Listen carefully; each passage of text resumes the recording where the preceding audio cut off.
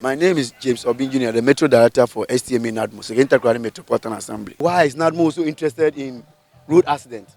I want to use this opportunity to tell the whole world and Ghana that NADMO, when you talk about safety, when you talk about disaster, when you talk about hazards, we have rail hazards, we have air hazards, we have aviation hazards, we have sea hazards. All road accidents are also part of hazard. That's why NADMO STMA, we did some feasibility studies and realized that we can do a lot to save carnage on our road. So in that regard, we did to collaborate with our stakeholders or our collaborators, GPRTU, road safety, and the rest. Then we realized that from MTTD, we realized that after driving for 100 or 100 kilometers and above, you need to have a rest. So on our research on this stretch of road from Takrady to Accra, I realized that this facility that was built by the government for drivers to have rest and also have some refreshment over here was not being patronized. So we spoke to the GPR to Takrady and realized that we have to visit here. So we did 2 visits here last year, April. This year we've made 2 visits here. So we collaborated with the Central Regional Coordinating Council, precisely the minister himself, Honorable Kwamna Duncan. He bought into that idea that yes, it's a very good idea. So how can we implement this? With the regional minister for Western Region also bought into the idea, and we all came together. And today we have come here to commission this project. The purpose of the project is that we want to save lives and property, the carnage on our road, and also allow passengers to demand their safety from drivers. Why we say passengers to demand their safety from drivers? If you see a driver driving whilst drunk, you have the right to talk to the driver not to drive. If you see a driver driving on phone, you have the right to talk to the driver not to receive any phone or make any calls on the phone.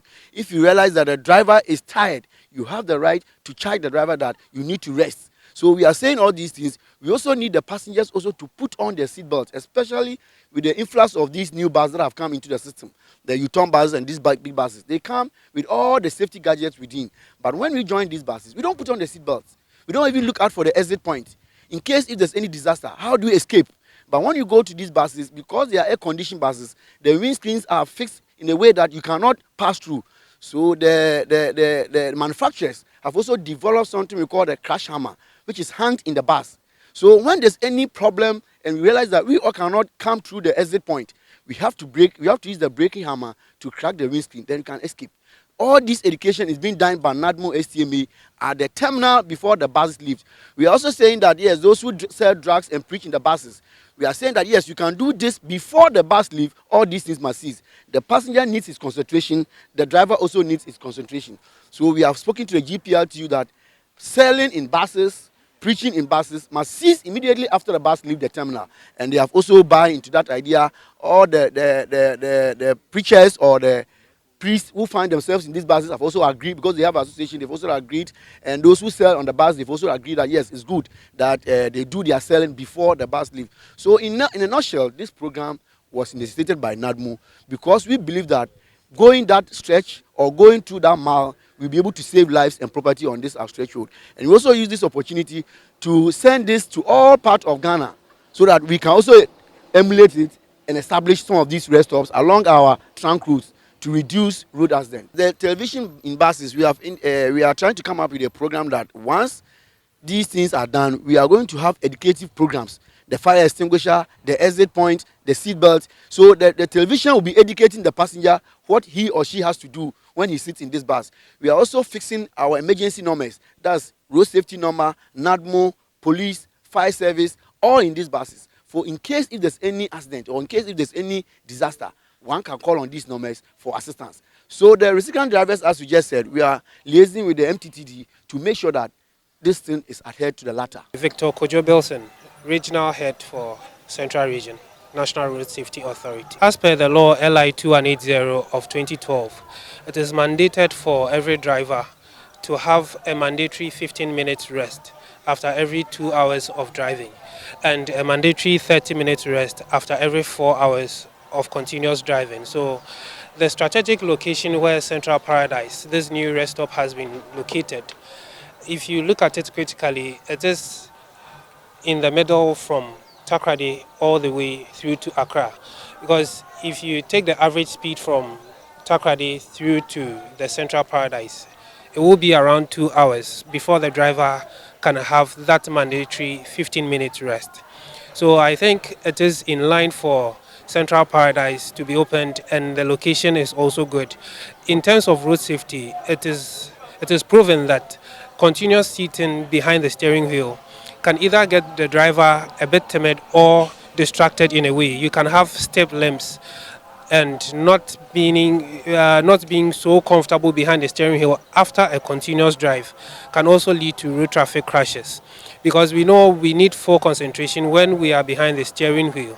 So the driver not being relaxed and not well refreshed after some hours of drive time is not safe. It's not safe for him, the driver, and the passengers as well. So as stated by law, it is mandated that we are supposed to take these breaks to have that refreshed mind to continue our journeys. So that is why we think the Central Paradise Restop located here is of great importance to road safety, not only in the region but to the country at large, so we can reduce the high level of road traffic crashes that we are recording on our roads. Looking at the raw figures from the first quarter to the third quarter comprehensively, the central region has recorded a drop in figures when it comes to the vehicles involved and the number of people being killed on our roads. But there is a 4% increase in the number of people who are being injured on our roads. This could be interpreted in many ways. Does it mean that we are decreasing our speeds, or the crashes are happening within settlements where speeds are not high enough? We are not saying that we have done enough to give ourselves a clap, but we are saying that with this steady decrease in the figures that we are recording, now we can say we are stabilizing the fatalities as it stands now, but we want to further reduce it, if possible, to the barest minimum. If we have a zero, that is a plus for all of us, because a single life lost is one too many. We cannot continue to be recording these high figures on our roads, because that one person could be the only breadwinner someone has, and we cannot keep losing precious life on our roads. And we are losing our workforce between the ages of 15 to 26. We are losing that active workforce, those who are supposed to be taking over the mantle when our big men, when our leaders are not there. If we are losing all these people between 20 and 30 years, who are those coming to take over the country for us? It is us. We are all involved. Our children between the ages of 5 and 10 years are also being killed. Are we going to be happy for our children going to school and not coming back home safe? We don't want to receive that emergency phone call that your son or your daughter has been knocked down. We all need to keep up with the good work. Even though we are recording decreases averagely, we still have more to do, and we have to keep the good work going. Yes, for drivers, we know we are entering a very critical season where there's increase of travel time, because a lot of people will be moving up and down inter and intra regions. The fact that we have our bus terminals filled with human beings does not mean we should flout all road safety regulations and drive at unacceptable speeds just in the name of going and coming back for more passengers. The only money you earn is the one you take home safely. If you move your bus and you do not arrive home, all that money you took has been gone to waste. So let us speed, but be within the speed limits. We say overspeeding. No, we do not overspeed. Let us maintain the speed limits. If it's 50 within towns and settlements, and we think the weather conditions or the road environment is not conducive for us to drive at 50, let us beat our speeds down to save our lives and to save others as well. For passengers and other road users, let us avoid being distracted, using cell phones whilst crossing the road and distracting drivers whilst they are still in motion. If you have any concern, you politely address the driver to probably slow down for you and for everyone else on the bus to arrive safe. You don't attack the driver with harsh words. We know how tempers can flare in buses sometimes. Let us exercise restraint in the way we address issues between drivers and passengers and vice versa. My name is Augustine Mensah. I am the National First Trustee of GPRTU. Bringing this rest stop here is a very good thing for DPRTU and the drivers, and as well as the passengers. When a driver gets tired, he at least has to rest for about 10 or 15 minutes, and he will be okay to continue his journey. So it is a very great thing that they have brought here. I don't think they rest. I cannot say they don't rest, but the thing is they have to rest. A certain mileage drive, they have to rest. Park the car for some time, 10, 15, 20 minutes, and then continue their journey. So it is possible they have to rest. If they don't do at all, they must comply with resting. The challenges in the system, some of it are the rules, which are not good for the drivers, but not all the rules. Some of the rules are not good for the drivers. And then drivers have to get new cars to operate with so that it will reduce the road accident. Some of them have to follow the road signs. They have to obey it. And by doing that, it will reduce the accident on the road. Anything that was not fixed in the car or in the bus from home to here, which was done by a man, not all of them are good. Especially the sprinter buses, the TVs in them, they are not good in it because sometimes the films that they put will divert the attention of the passengers, and then when the driver is overspeeding, they don't see it or they don't tell them. Most people only watch the tellies in the distance. There are difference between the speed limit of the long buses and different between that of the sprinter buses. The sprinter buses overspeed when they are on the road. So sometimes the TVs must be removed out of it so that the passengers concentrate on the driver. When the driver is overspeeding, they can tell them, the driver, reduce your speed. But because they are of the televisions that most of them concentrate on the television in the sprinter buses, and then divert the attention of what the driver is doing or overspeeding. So for me, it is not good that they put television in the sprinter buses. Okay, I will tell drivers, especially GPR2 drivers, to obey the road regulation.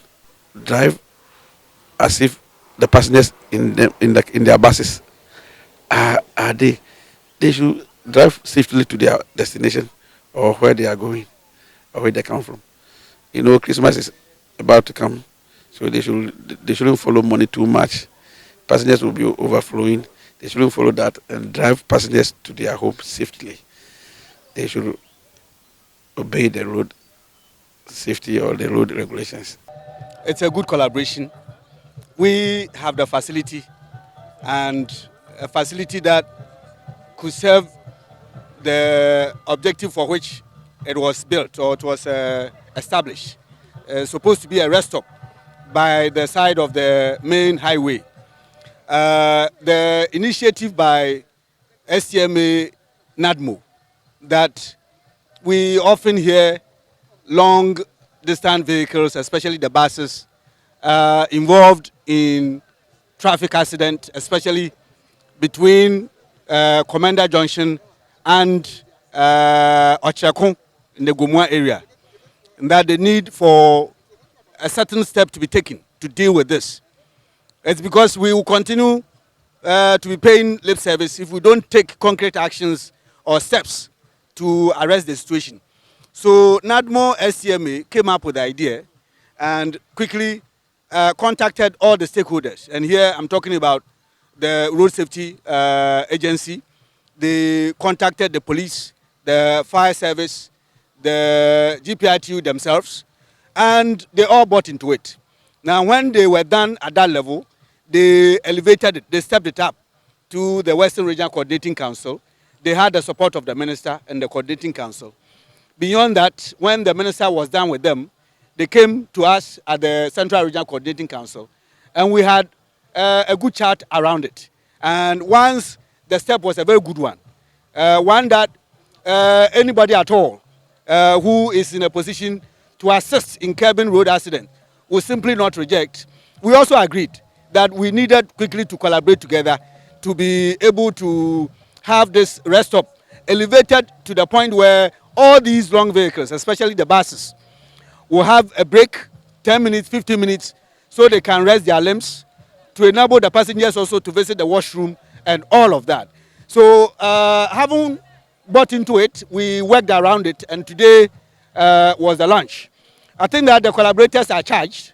All the stakeholders are ready to offer their bit, so that hoping a year from today, the figures will begin to have a dip, that will begin to have a report that the accident cases have reduced, especially with the coming into force of this arrangement, and that the Restop is not just serving these long buses, but it is serving as a rest stop for all drivers.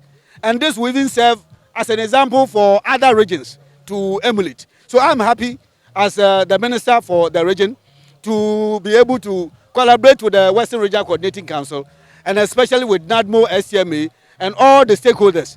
We will continue to do our part, but I use this opportunity to advise passengers that Mr. Passenger, Madam Passenger, you don't have a second opportunity to live. It is one opportunity, and it is one that must not be taken lightly and not be protected. So in the vehicle, if this driver is driving recklessly, if there is an accident, it is not the driver alone. In most cases, they even escape death. The worst is that they get hurt, but passengers are always at the receiving end. It is your duty to protect your life. So if this driver is driving recklessly, have the voice, have the courage to voice it out. And if it comes to the worst and you are even made to get out of the vehicle, better for you. You would have conserved and preserved your life. That way it is better than to keep quiet and be on board of this vehicle and then eventually getting into an accident where you lose your life. Don't forget that you have your dependents, you have the kids who are coming up. If you leave today, you have simply rendered their life uncertain. So I am asking you, a passenger, to take your fate into your hand, voice out when the driver is not doing well. But we pray also that the drivers will always have it at the back of their mind, that you leave your family and your watchword must be that I am driving safely, take my passengers to their destination, and come home safely to meet my family. If every driver, when they leave home, they have this mindset, then I'm sure we will succeed as a nation in reducing the number of accidents on our roads.